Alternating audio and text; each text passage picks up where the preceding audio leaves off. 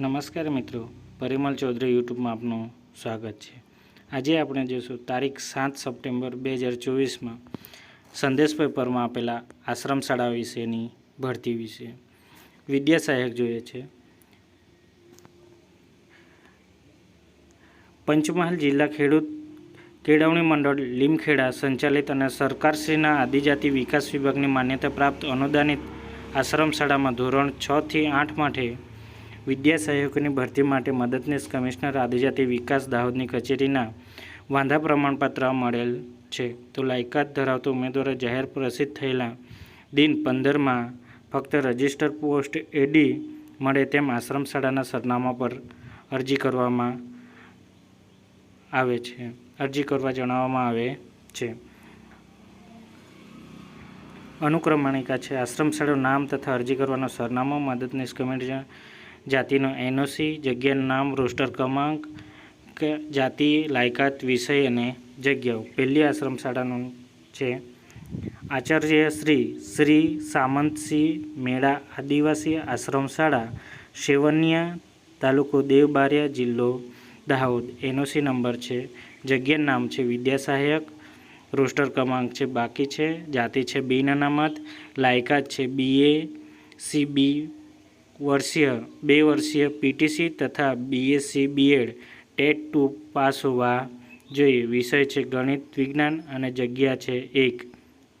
બીજી જગ્યા છે સામંતસિંહ મેળા આદિવાસી આશ્રમ શાળા, સેવનિયા, તાલુકો દેવબારિયા, જિલ્લો દાહોદ। એનઓસી ક્રમાંક છે, જગ્યાનું નામ છે વિદ્યા સહાયક, રોસ્ટર ક્રમાંક 12, જાતિ છે શારીરિક શૈક્ષણિક પછાત વર્ગ, લાયકાત છે BA BEd અથવા 2 વર્ષીય પીટીસી ટેટ 2 પાસ હોવા જોઈએ। વિષય છે અંગ્રેજી, જગ્યાનું છે 1। ત્રીજા નંબરની આશ્રમ શાળા છે આચાર્ય શ્રી આદિવાસી આશ્રમ શાળા, ધુલિયા, તાલુકો લીમખેડા, જિલ્લો દાહોદ। રોસ્ટર ક્રમાંક છે એનઓસી નંબર છે, જગ્યાનું નામ છે વિદ્યા સહાયક, રોસ્ટર ક્રમાંક છે ઘટ છે અને જાતિ છે આર્થિક રીતે પછાત વર્ગ, જેમાં લાયકાત છે BA BEd અથવા 2 વર્ષે પીટીસી ટેટ 2 પાસ હોવા જોઈએ। વિષય છે સામાજિક વિજ્ઞાન અને જગ્યાઓ છે 1।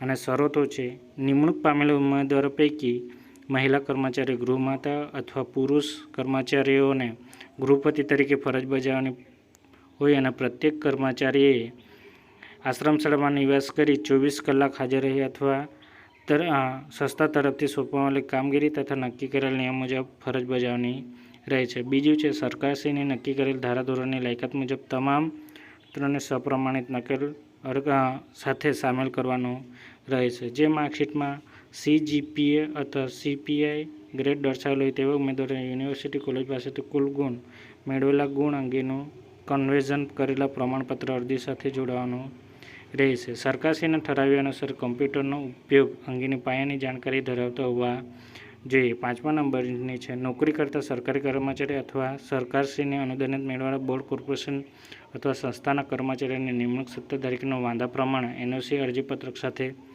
સામેલ કરવાનું રહેશે। ઉમેદવારે ઉપરોક્ત લાયકાત સંદર્ભે જરૂરી તમામ પરીક્ષાઓ તથા સરકારશ્રીના નિયત કરેલા ટેટ 2ની પરીક્ષા પાસ કરેલી હોવી જોઈએ। મંત્રી શ્રી પંચમહાલ જિલ્લા ખેડૂત કેળવણી મંડળ, મુપો, તાલુકો લીમખેડા, જિલ્લો દાહોદ। પ્રમુખ શ્રી છે પંચમહાલ જિલ્લા ખેડૂત કેળવણી મંડળ, તાલુકો લીમખેડા। જો વિડીયો ગમે તો લાઈક અને શેર કરવાનું ભૂલશો નહીં। આભાર।